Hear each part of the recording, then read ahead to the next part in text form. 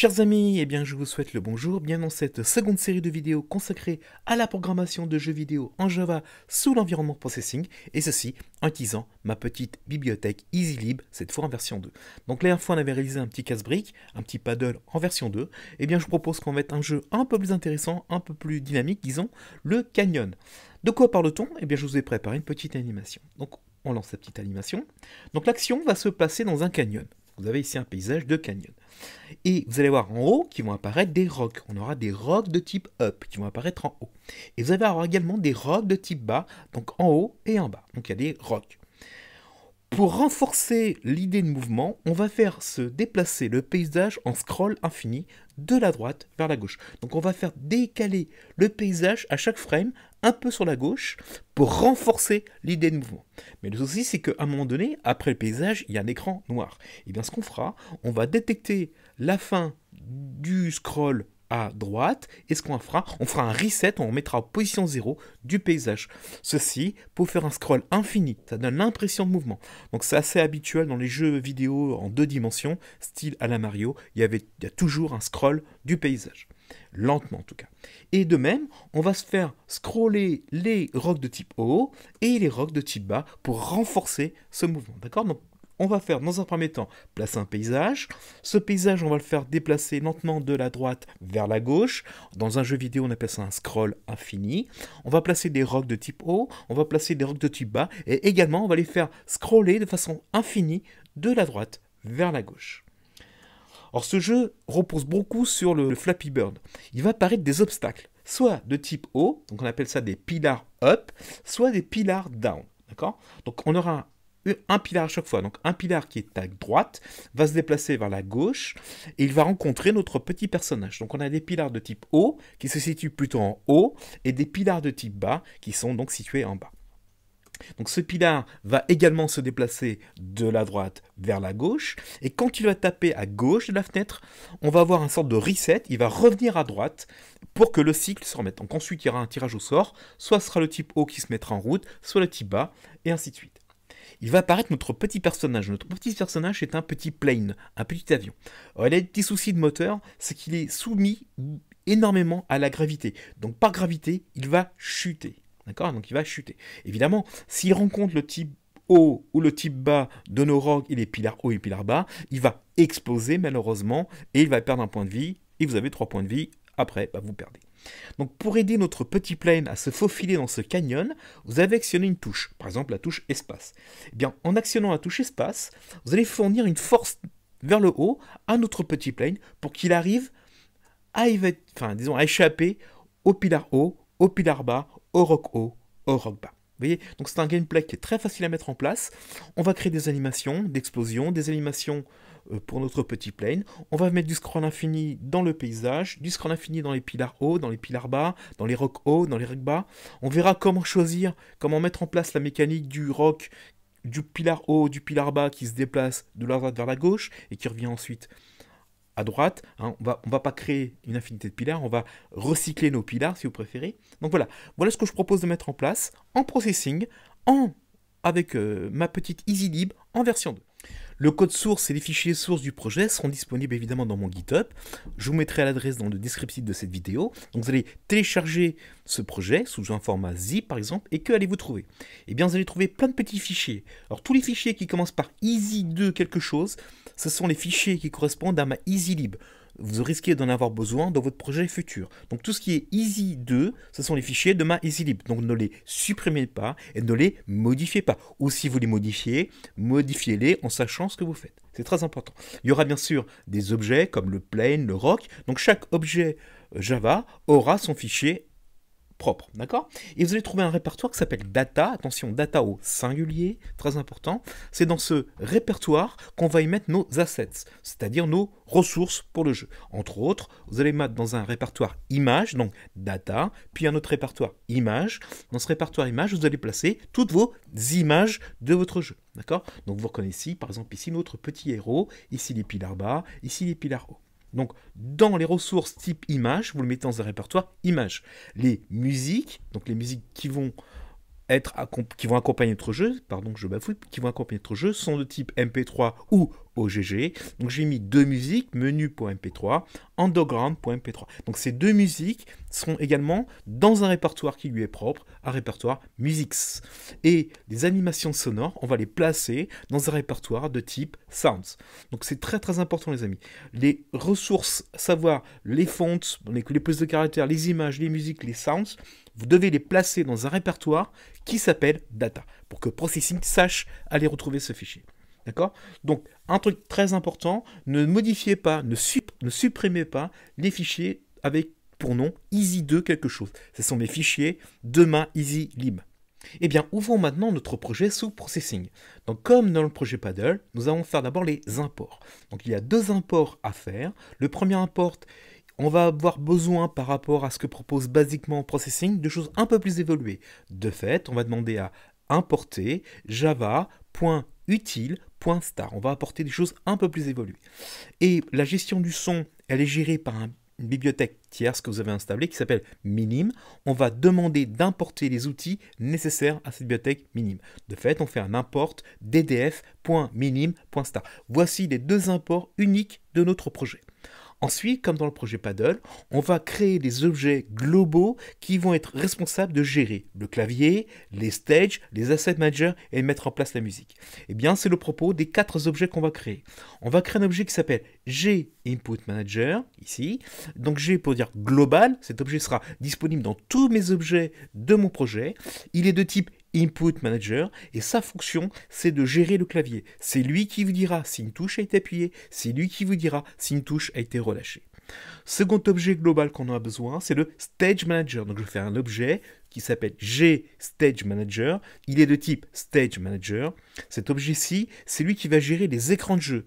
On lui dira quel écran on veut et lui les mettra à jour s'il y a besoin. D'accord? Donc on ne gère pas, nous, les écrans de jeu, on délègue cette gestion à un Stage Manager. Les ressources également, on va les demander à manager à un Asset Manager. Donc on crée un objet de type Assets Manager, G pour global, Assets Manager, c'est son petit nom. Pour l'instant, bien sûr, référence nulle. Donc je crée un Asset Manager qui sera disponible dans mon projet global pour avoir accès aux différentes ressources, c'est-à-dire les images, les polices de caractères, les sons en animation. À un moment donné, il faudra mettre du son dans votre jeu, il faudra mettre du MP3 en stream. Eh bien, la musique se fera à partir d'un objet qui s'appelle Music Player, qui est contenu dans ma EasyLib en version 2. Il s'appelle G, comme global, Music Player. On va placer un objet de type minim pour gérer la musique. Cet objet, on va l'appeler G-minim. Et pour l'instant, adresse nulle. Et notre jeu sera géré également par un objet de ma EasyLib qui est de type EasyGame. On l'appelle petit game avec un petit g. Voilà, on a tout ici en référence, les différents objets nécessaires à la suite. Donc la première chose qu'on doit faire, c'est rentrer dans le setup. Donc on va créer une fenêtre. Cette fenêtre fait 800 pixels de large et 480 pixels en hauteur. Or, dans Processing, il y a deux variables globales qui ont la dimension en hauteur et largeur de votre fenêtre. On va essayer de faire des programmes un peu plus modulaires. De fait, on va placer à nos différents stages ou à différents objets la dimension de notre fenêtre. L'objet va être quasiment autonome, il n'a pas besoin de choses globales, juste ce qu'il faut. D'accord ? Donc on va mettre ici dans Setup deux variables de type entier, une qui contiendra la largeur de notre fenêtre, 800 pixels, une qui contiendra la hauteur de notre fenêtre, 480 pixels. On crée notre fenêtre en faisant size 800-480. De fait, il va, Processing, créer une fenêtre de 800 pixels par 480 pixels. Et maintenant, nous allons créer les 5 objets dont on a référencé au-dessus. Donc, premier objet, c'est l'objet minimum. C'est lui qui gère le son, si vous préférez. Donc, gminim, c'est un new minim, et l'objet minim a besoin d'une référence de votre projet. Cette référence du projet, on la passe à partir du mot réservé 10. Donc, n'oubliez pas de préciser ici 10 pour stipuler à minim que le projet actuel, c'est celui-ci ou celui-là. D'accord ? Créons maintenant le Music Player en faisant Music Player, c'est un new Easy Music Player, et il a besoin également du Music Player d'avoir une référence de votre gestion de musique, donc du G-minim. Vous lui passez en référence le G-minim.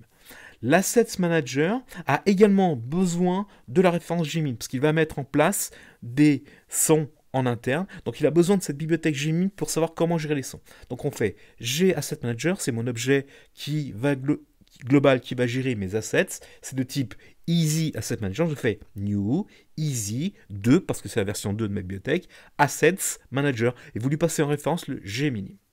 Ensuite, pour créer le Stage Manager, il n'y a aucune référence à lui passer. Vous faites G Stage Manager égale New Easy 2 Stage Manager. Il n'y a pas besoin de lui passer quoi que ce soit. Et enfin, le Input Manager, de même, il s'attend à aucun paramètre par rapport au constructeur. Vous faites G Input Manager, c'est un New Easy Input Manager. Voilà, je viens de créer mes 5 objets. D'accord? Le G-Min, le G-Music Player qui va gérer la musique, c'est lui qui mettra le son en stream. L'Asset Manager, c'est lui qui va gérer les images, les polices de caractère et les musiques, mais cette fois en son animé. Et le Stage Manager et l'Input Manager. Et comme dernière fois, on va placer maintenant dans l'Asset Manager toutes nos ressources images. Comment? Donc on demande à l'Asset Manager de retenir en interne, donc de créer de façon interne, une référence qui contiendra mes images. Pour ça, vous faites G Asset Manager, put image, donc main image, vous lui passez une étiquette pour ensuite pouvoir la récupérer, donc vous lui passez en chaîne de caractères une étiquette, par exemple ici paysage, et vous lui spécifiez en second argument le chemin à partir de la data pour accéder à cette image. Par exemple ici le paysage, donc il sera par rapport à data, puis il ira dans le répertoire image, puis il ira prendre le fichier qui s'appelle paysage.png. N'oubliez pas d'indiquer le type de fichier que c'est un type PNG, ne mettez pas juste paysage, non, paysage.png. Vous mettez le chemin complet. Donc ici, dans l'Asset Manager, on a mémorisé une image, et pour l'avoir et pour l'obtenir, vous aurez une étiquette qui s'appelle paysage. D'accord? Donc un objet unique, étiquette unique. De même, je vais placer une autre image pour le Game Over. Je vais placer une image pour le Flying, pour mettre les animations de mon player. Voilà, donc chaque objet, image que vous aurez besoin dans votre jeu, vous le faites soit maintenant, ou vous le faites un peu plus tard, mais il faudra avoir une référence dans le Asset Manager. Donc toutes les images, on va les précharger dans l'Asset Manager pour n'avoir qu'une seule référence ici à demeure. On va également placer des sounds. Donc là, on va placer des animations sonores dans notre Asset Manager. On fait comment? On fait G Assets Manager. On avait fait des put images pour mettre des images. Donc on fait des put sound. Vous lui mettez une étiquette. Elle s'appelle ding, et vous lui spécifiez encore une fois le chemin d'accès en argument numéro 2 pour accéder à ce son. Il va dans Data, puis il ira dans Sounds, et le fichier s'appelle ding.wave. Et vous mettez une taille du buffer, ici j'ai mis 256. D'accord? De même, on va placer dans le Asset Manager un nouveau son, donc on fait un put sound, on le spécifie l'étiquette, c'est un boom. Vous avez compris, hein, c'est le son que fera le petit plane quand il va exploser. Le son est disponible dans la bibliothèque à partir de la data de sounds, puis boom.wave. Donc c'est un fichier .wave. Et vous lui spécifiez une taille de 256 dans le buffer. On va également placer dans notre Asset Manager des polices de caractères prêtes à l'emploi. C'est-à-dire, on avait fait des put images, on avait fait des put sound, maintenant on va faire des put font. Donc dans le répertoire assets, il y a un répertoire fonts où j'ai placé une police de type TTF. Donc je vais créer une police de caractère de type free underscore 50. Donc je fais Asset Manager, place-moi dans ta référence une font, une police de caractère, donc put font, vous mettez une étiquette, free underscore 50, pourquoi free underscore 50? Vous allez comprendre tout de suite. Il faut la choper à partir de data, puis vous allez dans fonts, et elle s'appelle free.ttf. Attention, les polices de caractère ici doivent être de type TTF. Donc allez sur internet récupérer des polices de caractère, pensez à bien utiliser des polices de type TTF. Et je lui donne une taille de police de 50. De fait, quand je verrai free underscore 50, je sais que c'est une police de caractère de type free.ttf avec une taille de 50 pixels. J'ai placé également une police de caractère free underscore 40. Vous êtes déjà intelligent, vous avez compris comment ça marche. On va prendre le fichier free.ttf dans le répertoire fonts et on lui donne une taille de 40. Et enfin, j'ai fait une troisième police de caractère pour mettre ensuite des labels un peu plus tard. Free underscore 20, c'est son étiquette. Il faut prendre data, puis aller dans fonts, récupérer la police free.ttf et construire, mais vous n'allez pas le construire, c'est le Asset Manager qui va le faire pour vous. Vous lui dites, voilà, je voudrais une police de free.ttf avec une taille de 20 pixels. Vous voyez? Et le manager, il va se gérer tout seul. Il va faire ça tout seul pour vous. Enfin, quand on a créé toutes les ressources au niveau image, toutes les ressources au niveau son, et quand on a mémorisé toutes les fontes nécessaires à notre jeu, nous allons créer maintenant notre jeu proprement dit. Donc on crée une référence du game, on crée un objet game, petit g, petit game, c'est un new, easy underscore game, avec un grand G, et le game a besoin de deux choses, de deux références. Il a besoin de connaître votre Stage Manager. En effet, vous n'allez pas gérer les stages et les stages vont être gérés par le game directement. Donc le game et le Stage Manager vont communiquer entre eux, ils vont se débrouiller entre eux pour mettre à jour ce stage. Donc votre game a besoin de connaître votre Stage Manager pour demander de s'afficher à l'écran. Il a également besoin du Input Manager pour refaire un reset du niveau clavier. Donc ne rentrons pas trop dans le game. En tout cas, pour créer un jeu, un objet game, petit g, c'est un New Easy Game. Vous lui passez une référence de votre Stage Manager que vous avez écrit au-dessus, donc un G Stage Manager, un objet global, d'accord ici, et un G Input Manager pour la gestion du clavier. Donc en premier argument, le Stage Manager, en deuxième argument, le Input Manager. N'inversez pas les deux, ça ne marchera pas. Donc en premier argument, vous lui passez votre Stage Manager, et votre deuxième argument, c'est le Input Manager. Notre Stage Manager actuellement il est vide. Il faut maintenant le précharger avec un tout premier stage. Donc on demande au Stage Manager qu'on a créé en tout là-haut. On va faire un Add Stage, on va mettre un stage en œuvre. Et le premier stage qu'on va mettre en place c'est le Game Stage. Et vous allez voir un peu plus tard que le Game Stage aura besoin de la largeur de votre fenêtre et de la hauteur de la fenêtre. Donc on a créé ici deux constantes ici que sont largeur de la fenêtre, hauteur de la fenêtre, on les passe directement dans le Game Stage. Le Game Stage ensuite, il va mettre ça en œuvre. D'accord ? Pour démarrer le jeu, bah c'est très simple, vous faites Game Start. Bon, là, la chose est mise en route maintenant. Maintenant, il faut rafraîchir le jeu à chaque frame. Donc en général, ce processing a 60 images par seconde. Donc là, la méthode draw va être appelée 60 fois par seconde. Il faut dire au jeu de se mettre également à jour. De fait, on va appeler la méthode action de l'objet game que vous avez créé au-dessus. Donc j'ai fait, pour le démarrage du jeu, j'ai fait Game Start. Donc le jeu maintenant est parti. Maintenant, il faut le rafraîchir au niveau écran et au niveau action. On va faire un game.action. Donc dans la méthode draw, la seule méthode de game qui est appelée, c'est la méthode action. Je suis dans l'action du jeu, si vous préférez. Et enfin, Processing nous propose deux méthodes qui sont appelées à chaque fois que vous appuyez sur une touche du clavier. Et appuyer et relâcher, c'est le propos des void getPressed et des void getRelease. De fait, je vais utiliser ces deux méthodes que gentiment propose Processing pour mettre mon objet GInputManager à jour par rapport au clavier. De fait, je dis GInputManager, j'appelle la méthode qui s'appelle setKeyboardPress et je lui passe le keycode. D'accord les amis? Donc grâce à cette méthode que me fournit Processing, je sais quelle touche a été appuyée via le keycode. Eh bien, je dis à mon Input Manager, une touche a été appuyée, Processing m'annonce qu'une touche a été appuyée, mets-toi à jour par rapport à cette touche. Donc je fais GInput Manager, setKeyboardPress et vous lui passez le keycode. De même, quand on relâche une touche, Processing nous appelle une fonction qui s'appelle keyRelease. En précisant le keycode, on va dire à notre Input Manager, Processing vient de m'annoncer qu'une touche a été relâchée. Voici l'information, je te la passe dans la méthode, c'est keyboard released et je te passe la référence de la touche relâchée dans le keycode. Lui, ensuite, il va faire sa petite sauce interne pour mettre la chose en place. D'accord les amis? Donc voilà, vous voyez, en tout premier lieu, avant de lancer et de construire quoi que ce soit, il faut mettre d'abord les imports, créer les objets globaux dont on a besoin pour gérer le clavier, pour gérer les stages, pour gérer les ressources internes, pour mettre la musique en stream, et pour créer notre jeu proprement dit, notre objet jeu. Notre objet jeu, c'est un easy game. Ensuite, dans le setup, eh bien, là, on va créer les objets et on va placer dans l'asset manager toutes les ressources dont on aura besoin dans notre jeu. Donc les images, ici. Ensuite, on place les différentes animations sonores. Alors, on ne place pas la musique en MP3 de notre jeu. Cette musique est un peu particulière. Elle est lue en stream. Elle est lue de façon continue. Donc là, c'est un autre objet qui va gérer ça. C'est le Music Player. Et pareil, on va faire dans un put font, on va créer une police de caractère qui sera disponible dans notre projet. On crée notre jeu, donc le Easy Game, on va lui passer une référence du Game Stage, une référence du Input Manager. Vous préchargez votre Stage Manager avec le premier Game Stage, ici, donc vous faites un Add Stage, vous mettez un New Game Stage, on va le faire après. Donc Game Stage, on lui passe la largeur, la hauteur de la fenêtre, et on démarre le jeu en faisant Game.Start. Dans la méthode draw, il n'y a pas à se prendre la tête, on fait juste game.action, c'est tout.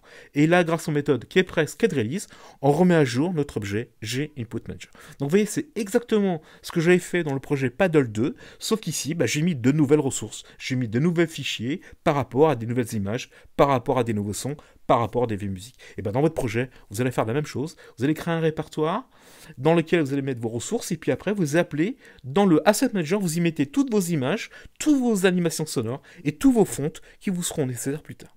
Eh bien, créons notre premier objet Java, notre paysage. Donc pour ça, vous venez ici, vous faites un New Tab et vous l'appelez paysage avec un grand P. Donc c'est une classe Java, vous faites classe, paysage. N'oubliez pas d'ouvrir et de fermer les colibracis. De quoi a besoin notre paysage en privé? Donc on fait private à chaque fois, d'accord? N'oubliez pas qu'on va un peu à l'encontre de ce que fait processing. Nos variables, on les met privées par définition. Donc notre paysage, on va le positionner à X et à Y. On va donc utiliser un objet que contient processing qui est le p-vector. C'est un vecteur à 2 dimensions. On l'appelle position, donc position.x sera la position selon l'axe x, position.y sera la position selon l'axe y. Donc notre paysage va faire un scroll horizontal, le y ne va pas changer, mais on pourrait tout à fait faire un scroll de type vertical en faisant bouger le y. On va mettre l'image de notre paysage dans une variable de type grand P, grand I, image. Donc c'était un objet de type P image de processing. Donc je fais private, grand P, grand I, image, processing image, je l'appelle IMG, pour l'instant en référence nulle. Mon paysage va s'attendre à obtenir en construction la largeur et la hauteur de votre fenêtre. On va aller mémoriser cette largeur et cette hauteur dans 2 variables que contient paysage. Donc je crée une variable ici de type entier qui contiendra la largeur de ma fenêtre, une variable qui contiendra ma hauteur de la fenêtre. Je vais déplacer mon paysage de la droite vers la gauche, donc avec des vitesses négatives. Je vais déplacer mon paysage de 2 pixels à chaque frame. Si on est à 60 images par seconde, donc on affiche 60 images par seconde, c'est-à-dire FPS de 60, donc je me déplace à chaque frame de 2 pixels vers la gauche. Je vous laisse faire le calcul mental de combien on va se déplacer pour une seconde, d'accord? Le nombre de pixels. On va construire notre paysage. Donc notre paysage, dans son constructeur, s'attend à ce que vous lui passiez la largeur de la fenêtre et la hauteur de la fenêtre. Or, pour ne pas perdre ces 2 informations, je vais les stocker dans 2 variables qui ont été prévues à cet effet. Donc je fais 10.screenWidth. Donc là, cette variable-là appartient à paysage. Pourquoi je mets 10? Cette variable largeur de la fenêtre égale largeur de la fenêtre. Donc je reçois ici la largeur de la fenêtre, je mémorise dans cette variable que possède paysage, d'où le 10. D'accord? En fait, c'est cette variable-ci. De même, je vais stocker dans une variable interne de paysage la hauteur de ma fenêtre. Alors ici, la hauteur, on n'en a pas forcément besoin, mais pourquoi pas? Et je vais créer mon premier p-vector. Attention, ici, je n'ai fait que référencer ma position. Je n'ai pas créé de vecteur. Il faut que je dise que ma position, c'est un new vector de processing. On lui passe le x égale à 0, on lui passe le y à 0. Donc, par définition, l'image est positionnée à x égale à 0, à y égale à 0, c'est-à-dire le coin en haut à gauche de votre écran. Et maintenant, on va récupérer l'image. Mais où était cette image? Eh bien, cette image du paysage a été mémorisée dans l'asset manager. Donc, on doit dire à l'asset manager, donc l'objet global qui gère les assets, donc le G assets manager. On avait fait des put images pour la charger dans sa mémoire. On va faire des get images pour récupérer cette image. Vous lui passez l'étiquette qui sache quel objet dont on parle. Donc, on fait asset manager, get image, donc donne-moi l'image ayant pour étiquette paysage. Donc dans IMG qui appartient à un paysage, vous aurez l'image du paysage. Et ensuite, il faudra la faire bouger. Donc il y a une méthode qui s'appelle update. Donc update, récupère ou pas, donc on en a besoin ou pas, mais il est là en tout cas, récupérera le temps qui passe, donc le temps qu'il y a entre 2 frames. Exemple, si vous êtes à 60 images par seconde, le temps DT, la période de rafraîchissement, c'est de 1 divisé par 60. Si vous êtes à 25 images par seconde, par exemple, votre DT c'est 1 divisé par 25. Ceci en secondes. Donc que va-t-on faire? Eh bien on va déplacer la position X de la gauche. Donc je vais dire la position X, ça sera la position X actuelle, je suis ici les amis, la position X actuelle plus le speed. Mais le speed c'est moins 2. Donc à chaque frame, je me déplace de moins 2 pixels. Ou bien 2 pixels sur la gauche. Je déplace vers les X négatifs. Mais si je ne fais pas attention, au bout d'un certain temps, je n'aurai plus d'image à afficher. Parce que quand l'image aura traversé tout l'écran, et bien ensuite j'aurai un truc bizarre, une image figée ou un écran noir. Donc je vais détecter à quel moment l'image aura traversé mon écran. Ben, je vous laisse faire un petit calcul savant. Ça sera lorsque, donc je fais un if, lorsque la position X sera plus petite que la largeur de la fenêtre, mais en négatif. Si le X est plus petit que la largeur de la fenêtre en négatif, eh bien ce qui s'est passé, c'est que votre fenêtre est passée entièrement devant l'écran. Sachant que la fenêtre de jeu fait 800 par 480 et le paysage fait le double en largeur. Eh bien, si la position X est plus petite que la largeur de la fenêtre en négatif. Que faut-il faire? Eh bien, il faut repositionner l'image en 0. Donc je fais position.x égale à 0. De fait, l'image va revenir en point 0. On va faire un scroll continu. Et il faut afficher l'image à l'écran. Donc on fera update, puis on fera des renders, on fera update et render. Vous voyez, de façon successive, on passe d'une méthode à l'autre. On passe du update, puis après du render, du update, du render. Mais c'est pas vous qui gérez ça, c'est le stage manager qui va gérer ça avec le game. Vous n'allez pas à vous occuper de ça, ça se fait automatiquement. Donc dans le rendu, que faut-il faire? Il faut afficher l'image. Donc premier test, il faut vérifier qu'on ne s'est pas trompé dans les étiquettes ou d'autres. On vérifie que l'image qu'on dispose n'est pas nulle. Donc je fais if img, donc l'image du paysage n'est pas nulle, différent de nul. Si c'est le cas, c'est que l'image existe.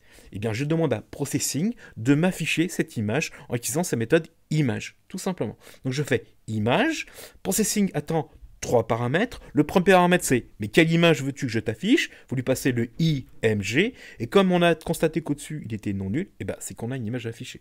Et ensuite, vous le positionnez en x, donc faites position.x, et vous donnez la position en y, position.y. Donc ici, la position y est toujours restée nulle. Donc on fait un scroll horizontal. Mais vous avez bien remarqué que si on ne change plus le x, mais on change le y, on a un scroll vertical. Et si je change le x et le y, ben, j'ai un scroll en oblique. D'accord? Donc là, en appelant la méthode render, mon paysage va s'afficher. Il faut maintenant créer ce paysage où? Dans le game stage. C'est parti. Eh bien, sous Processing, je vous propose qu'on crée notre premier stage.